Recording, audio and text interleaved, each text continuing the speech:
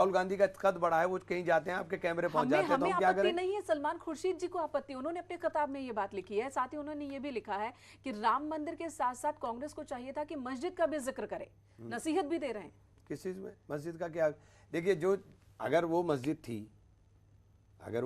थी जहाँ जो विवाद जगह, उसके बाद सुप्रीम कोर्ट का आदेश आया, पूरे देश के मुसलमान ने एक हाथ से आदेश को मान लिया कि हमने स्वीकार कर लिया, फिर वो मस्जिद का तो जिक्र ही खत्म हो गया ना। तो कांग्रेस के ही नेता हैं, आपके नेता है, अब सीनियर मैं लीडर सलमान भाई के बारे में कोई टिप्पणी नहीं कर सकता। टाइमिंग में तो सवाल उठेंगे ही ना, यूपी इलेक्शन करीब और आपके नेता ऐसी बयानबाजी कर रहे हैं, ऐसी किताब लिख रहे हैं। बिल्कुल सही बात है आप। ठीक, अब मेरा एक सवाल है कि कांग्रेस जो है 40% टिकट महिलाओं को देगी, मुस्लिम्स को कितने टिकट देंगे आप?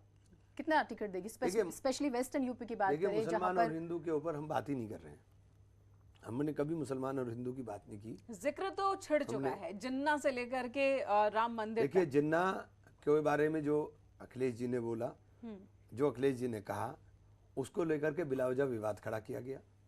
बिलावजा विवाद खड़ा बचा रहे यहाँ पर अखिलेश जी को आप बचा रहे हैं क्या? बचा नहीं रहा हूं मैं, सही महात्मा गांधी, जवाहरलाल नेहरू बराबर हैं। नहीं, जिन्ना देखिए, बिफोर पार्टीशन सब लोगों ने लड़ाई लड़ी, उसमें सावरकर भी थे। सावरकर जी ने एक देश को नई थ्योरी दी, द्विराष्ट्र सिद्धांत के सावरकर जी की देन थी। सिंध के अंदर सबसे पहला प्रस्ताव सावरकर जी ने पास करा, जिसको 1940 के अधिवेशन के अंदर लाहौर के अंदर मुस्लिम लीग ने एक्सेप्ट किया, कांग्रेस ने उसका विरोध किया।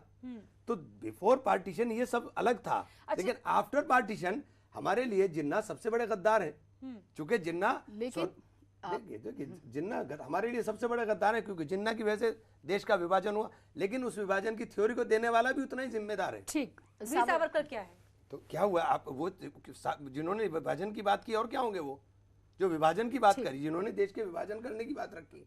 आपने कहा कि मुस्लिम हिंदू की बात नहीं करते, अब क्योंकि वेस्टर्न यूपी से आते हैं तो मेरा सवाल है ये, 143 सीटों पर मुसलमानों का सीधा असर है, 73 सीटों पर 30% मुसलमान है, 73 सीटों पर 36 सीटों पर अपने दम पर वो जीत सकते हैं। ये मैं एक डाटा दे रही हूँ सिर्फ इंफॉर्मेशन के लिए। 107 सीटों पर अल्पसंख्यकों का दबदबा है, यानी कि हम इग्नोर तो नहीं कर सकते। देखिए, जो मुस्लिम वोट बैंक की राजनीति जिसे बोलते थे कि मुस्लिम वोट बैंक है, मुस्लिम वोट बैंक है, उसको तो मोदी जी ने तोड़ दिया। मोदी जी ने उसको तो तोड़ दिया कि हम तुम्हारे बिना भी बना सकते हैं, उन्होंने दिखा दिया। हम बना करके ले जा सकते हैं, 325 ले गए। तो अब इसको दिखाते रहने से कुछ नहीं होने वाला। अच्छा, ये कहा जा रहा है कि यूपी चुनाव में बंगाल पैटर्न की तरह मुसलमान एक तरफा वोट देंगे। देखिए, बंगाल पैटर्न में किस तरह वोट पड़ा, किस तरह नहीं पड़ा, बंगाल की परिस्थिति और उत्तर प्रदेश की परिस्थिति अलग अलग है। बंगाल के अंदर देखिए भैया, या तो पूरा सवाल पूछिए तो पूरा जवाब सुनिए। आप जवाब दीजिए। देखिए, बंगाल की परिस्थिति बिल्कुल अलग है, उत्तर प्रदेश की परिस्थिति बिल्कुल अलग है, पश्चिम की राजनीति अलग है, सेंट्रल की राजनीति बुंदेलखंड की अलग है, और पूर्वांचल की राजनीति अलग है। इतने बड़े प्रदेश के अंदर आप किसी दूसरे के साथ कंपेयर नहीं कर सकते। बंगाल के अंदर जो मुसलमान है वो इस तरह से इकट्ठा, वो अलग पॉकेट्स में नहीं है। यहाँ इस तरह से मुसलमान फैला हुआ है, सब जगह हुआ है। तो वहाँ हर जगह के मुसलमान के वोट देने का नजरिया और ट्रेंड अलग होगा। लेकिन ओवैसी साहब आए हैं, सीमांचल का उनके पास एक्सपीरियंस है, और इसी वजह से वेस्टर्न यूपी पे उन्होंने डेरा डाला हुआ है। उन्होंने कहा कि मुसलमानों को अपना नेता चुन लेना चाहिए। तो ओवैसी साहब को चुन लें क्या? ओवैसी साहब पहले ईमानदारी इतनी दिखाएं कि ओवैसी साहब जो बात कह रहे हैं उस बात के अंदर कहीं पीछे से भाजपा का हाथ नहीं है, तब तो पहले तो ये साफ हो जाए ना। तो क्या ओवैसी भाजपा की बी टीम है? नहीं, मैंने कहा ना, पहले साफ हो जाए ना। जो लोगों के बीच में एक लोगों के जहन में एक सवाल सबसे बड़ा खड़ा होता है ओवैसी साहब की शक्ल देखते ही, कि ओवैसी साहब मोदी जी को भी कुछ कह दें, ओवैसी साहब अमित शाह जी को भी कुछ कह दें, योगी जी को भी कुछ कह दें, ओवैसी साहब के ऊपर कोई एक्शन नहीं होता। हमारे मुंह से गलती से भी कोई अल्फाज निकल जाए तो हमें जेल मिल जाएगी। ये क्या बात हो गई? आप अपने उसी अल्फाज की बात तो नहीं कर रहे हैं। मैं सबकी बात कर रहा हूं, बोटी की बात मैं सबकी बात कर रहा हूँ, मैं सबकी बात। आजम साहब पड़े हुए हैं जेल के अंदर, मतलब आजम साहब पड़े हुए जेल में। हम जरा सा, मतलब आप फर्क देखिए ना, वो कुछ भी बोले उन्हें कुछ नहीं होगा, लेकिन हमारे मुंह से जरा सा भी अल्फाज निकल जाएगा ये हमें जेल में डालेंगे। तो ये तो कहीं ना कहीं जब तक वो साफ नहीं होगी चीज तब तक क्लियर नहीं होगा। कुछ लोग ये भी कह रहे हैं कि कांग्रेस को अपने आजम खां मिल गए हैं इमरान मसूद के रूप में। नहीं, आजम भाई बड़े नेता हैं, आजम भाई का मुकाबला मेरा क्या है? आजम साहब है, मैं हूँ। जब आप जय श्री राम को प्रेम का नारा बताते हैं तो क्या मियाँ भाई साथ रहते हैं? अरे क्यों नहीं रहेंगे मियाँ भाई साथ? क्या बात आप कर रहे हो? क्यों नहीं रहेंगे मियाँ भाई साहब?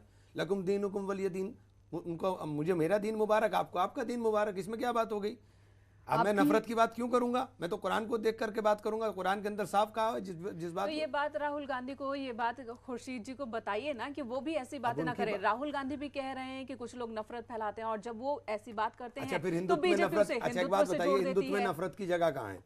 जिस धर्म के अंदर चींटी मारना भी पाप हो, उस धर्म के मानने वाले एक सिर्फ इसलिए किसी आदमी को सड़क पे दौड़ा दौड़ के मारेंगे कि दूसरे धर्म का मानने वाला है, जिसमें चींटी मारना भी पाप हो। ये क्या है? ठीक, ये मोब लिंचिंग जो हो रही है, और आप जबरदस्ती कहेंगे कि आप नारा लगाओ, ये आप ये वाला नारा लगाओ, ये रोज वीडियो आते हैं जो वायरल होते हैं, ये क्या है?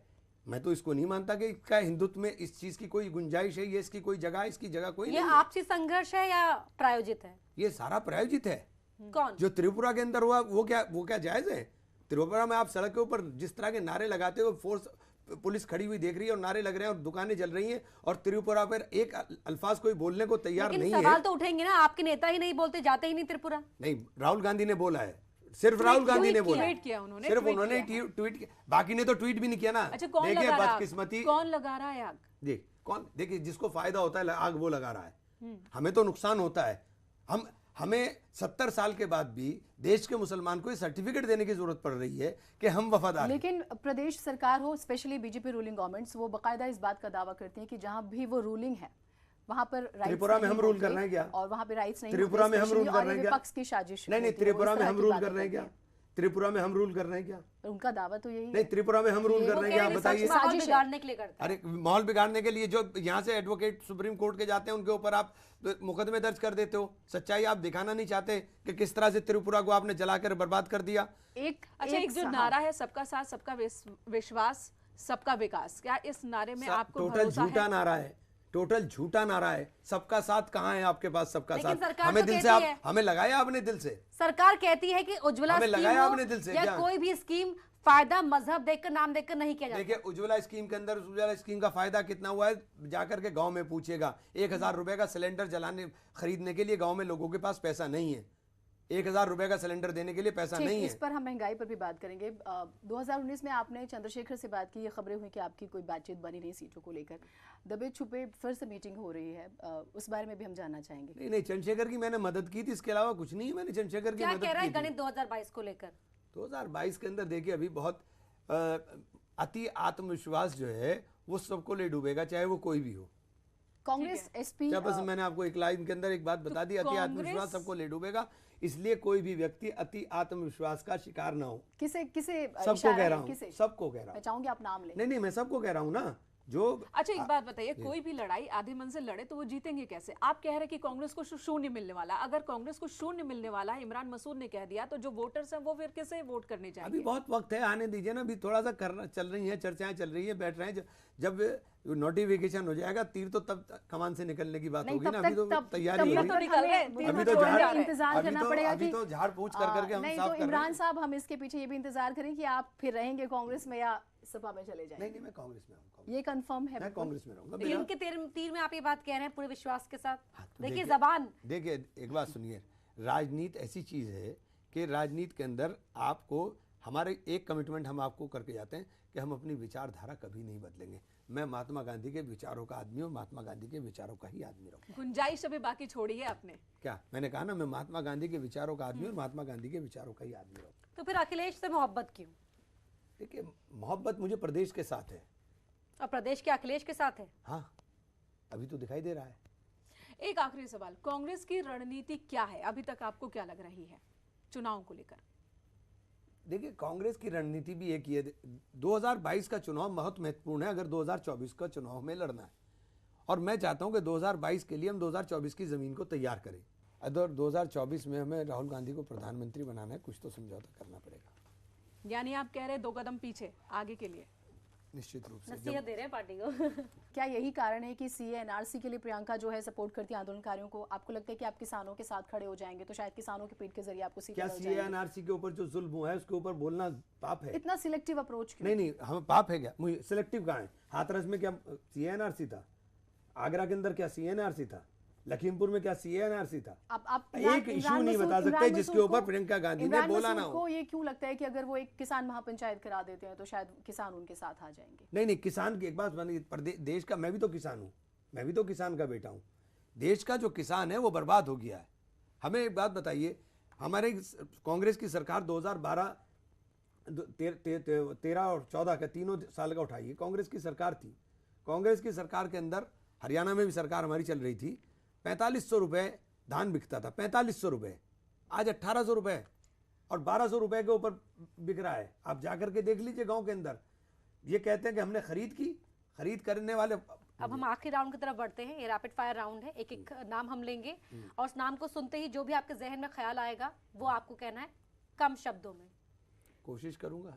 तैयार हैं आप? जी, प्रभु श्री राम। आस्था, करोड़ों लोगों की आस्था मेरे लिए बहुत सम्माननीय। राहुल गांधी। मेरे नेता। योगी आदित्यनाथ। योगी साहब के लिए कोई शब्द ही नहीं। योगी साहब बस जैसे वस्त्र हैं वैसे जैसा वो वस्त्र धारण किए हुए हैं उसी तरह का मन भी धारण करें। प्रधानमंत्री नरेंद्र सबके मोदी। लिए करुणा हो, सबके लिए त्याग हो, सबके लिए प्यार हो। प्रधानमंत्री नरेंद्र मोदी। मोदी साहब जो बोलते हैं वो कर दें बस। प्रियंका गांधी। दूसरी इंदिरा गांधी। अखिलेश यादव। एक ऊर्जावान व्यक्तित्व। असुद्दीन ओवैसी। भटके हुए शख्स। मायावती। अपने आप में उलझी हुई। इमरान मसूद। बेबाक। बहुत बहुत धन्यवाद मसूद साहब हमारे इस कार्यक्रम में शामिल होने के लिए। बहुत ही बेबाकी से आपने सभी सवालों का जवाब दिया। शुक्रिया। अगले हफ्ते फिर एक खास शख्सियत से मुलाकात करेंगे और फिर तीखे सवालों के तीर उनके साथ हम साझा करेंगे। नमस्कार।